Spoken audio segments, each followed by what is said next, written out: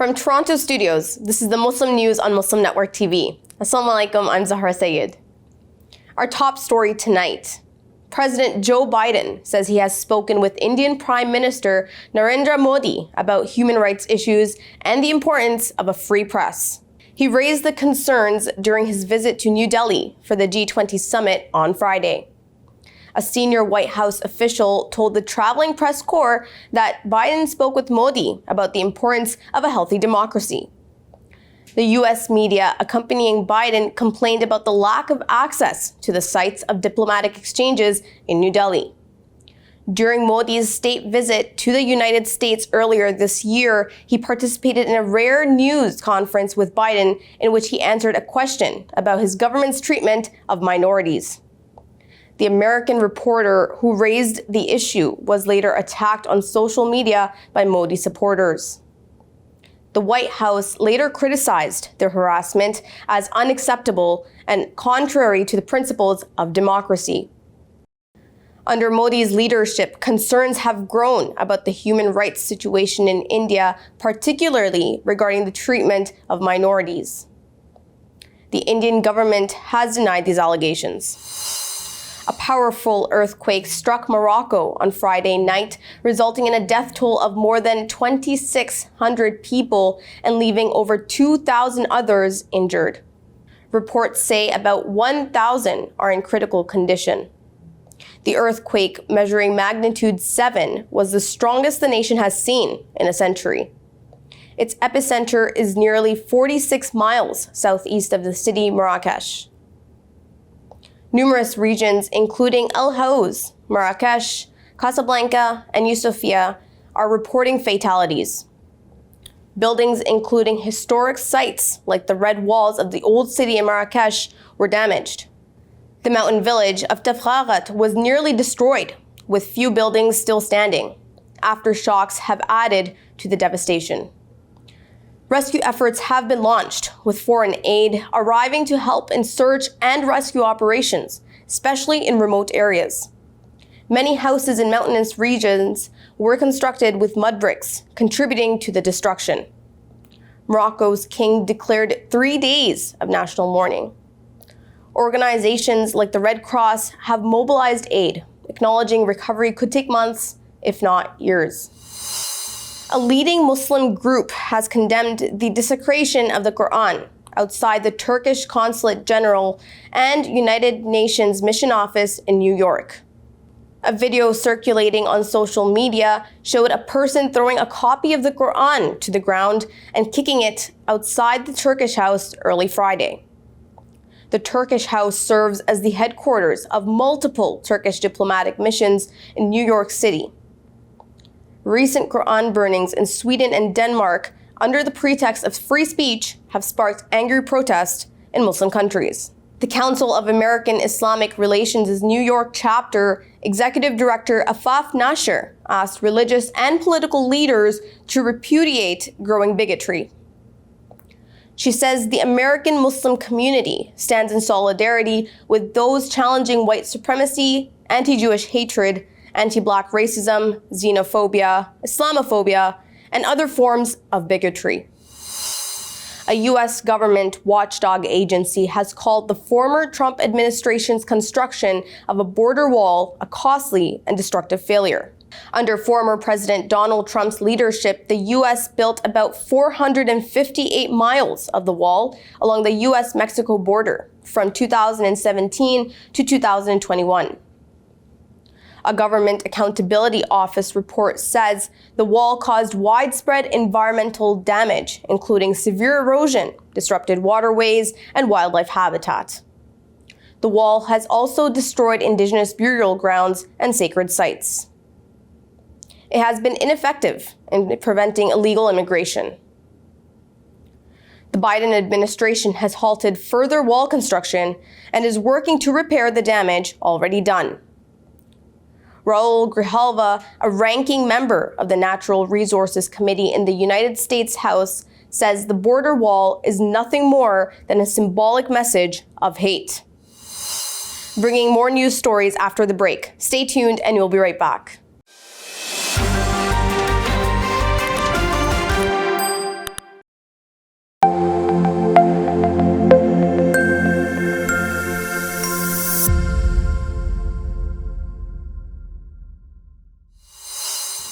Welcome back. Millions of people visit the 9/11 Memorial every year since it opened in 2014. The complex, built in place of the Twin Towers destroyed in the September 11th, 2001 terrorist attacks in New York, is a center of attraction for visitors from all over the world. Almost 3,000 people lost their lives, and thousands more were injured in the attacks. The ensuing war on terror killed about 4.5 million people, according to research by Brown University. A former imam serving a life sentence in a United States prison has filed a new request for release on compassionate grounds due to his poor health.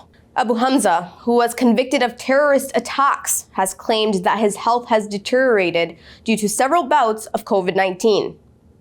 The 65-year-old was convicted of terrorism in 2015 after being extradited from the United Kingdom. He is held in solitary confinement at the ADX Florence, a maximum security prison in Colorado.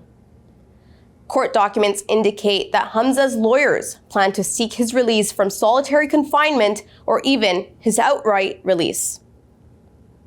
They argue that the prison's conditions are draconian and have contributed to his deteriorating health. Hamza's attorney, Michael Bachrock, said they would file the appeal by October 31st and await the United States government's response. Russia is criticizing the United States for its plans to supply depleted uranium munitions to Ukraine.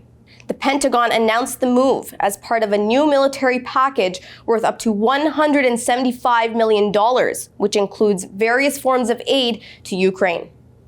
The Russian embassy in Washington condemned the decision, calling it inhumane.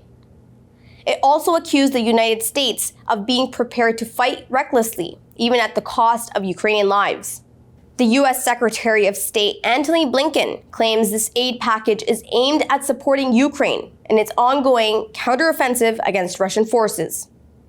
It is also aimed at strengthening its long-term defense capabilities. Depleted uranium munitions are controversial because of their potential health and environmental hazards. The Russian embassy says these munitions can produce radioactive clouds when exploded, leading to health problems such as cancer and organ damage. While the use of depleted uranium projectiles is not banned under international law, it is the subject of heated debate. The International Coalition to Ban Uranium Weapons says exposure to depleted uranium dust can lead to serious health risks. U.S. officials say the munitions are not radioactive and are used primarily for their armor-piercing properties. The legal team of former Pakistani Prime Minister Imran Khan has challenged two key laws in the country's top court. These affect changes to laws governing the military and intelligence agencies. The laws, the Official Secrets Act and the Armed Forces Act, were recently amended and tightened by Parliament before it was dissolved to pave the way for the new elections. Ali Ejaz Buttar, Khan's lawyer, says they are petitioning the Supreme Court to suspend both laws. This is because President Arif Alvi has claimed he did not sign the strict amendments. Khan is currently in custody under the Official Secrets Act for allegedly publishing a diplomatic communication between Washington and Islamabad. Khan claims this communication was part of a U.S. conspiracy to overthrow his government in April 2022. A suicide attack was carried out Friday at a military base in Mali. According to the West African country's army, 2 car bombs were detonated and shots were fired in the attack on the base in Gao. The airport area of the base was also closed. The attack occurred just 1 day after deadly attacks on the army camp and a passenger ship that killed 64 people. A group close to Al-Qaeda has claimed responsibility for the attacks on the military posts. A 3-day national mourning period was announced for Friday. Mali has struggled with insecurity since 2012. That was when a Tuareg insurgency broke out in the north of the country. Uganda's central bank has issued its first Islamic banking license. The recipient is Salam Bank Limited, a subsidiary of Salam African Bank, which is headquartered in Djibouti. The milestone achievement follows the enactment of legislation in June that paved the way for Sharia-compliant financial activities within the country. The introduction of Islamic finance, characterized by its prohibition of its interest charges, holds the promise of unleashing substantial economic growth in East Africa's third largest economy. The development is expected to attract a diverse range of customers who will have, until now, avoided conventional financial institutions on religious grounds. Experts say Sharia-compliant financial instruments could reach a staggering $3 trillion on a global scale over the next decade. That is up from approximately $2.1 trillion at the close of 2016. The documentary Tomorrow's Freedom was presented to an enthusiastic audience at the Al Jazeera Balkans Documentary Film Festival on Sunday. It is currently taking place in Sarajevo, Bosnia and Herzegovina. Directed by British sisters Sophia and Georgia Scott, the film offers an intimate look into the life of Marwan Barghouti, a commander of Palestinian group Fatah. He has been incarcerated in an Israeli prison for the last 21 years, serving multiple life sentences. Adham Foko, the festival's director, says Barghouti is an icon amongst Palestinian activists, politicians, and freedom fighters. He says the film's narrative is particularly compelling because it was written not by Arabs or Palestinians, but by British women. Foko stressed the continuing importance of the Palestinian cause, saying we must not lose sight of the Palestinian issue that has existed for decades. The 5-day Al Jazeera Balkans Documentary Film Festival offers a selection of 24 documentaries from different parts of the world and from regional countries. That's all from our Toronto studios tonight. Thank you for tuning in. You can subscribe to our YouTube channel and hit the bell icon for the latest updates. For more content, keep watching Muslim Network TV or visit muslimnetwork.tv. Assalamu alaikum and good night.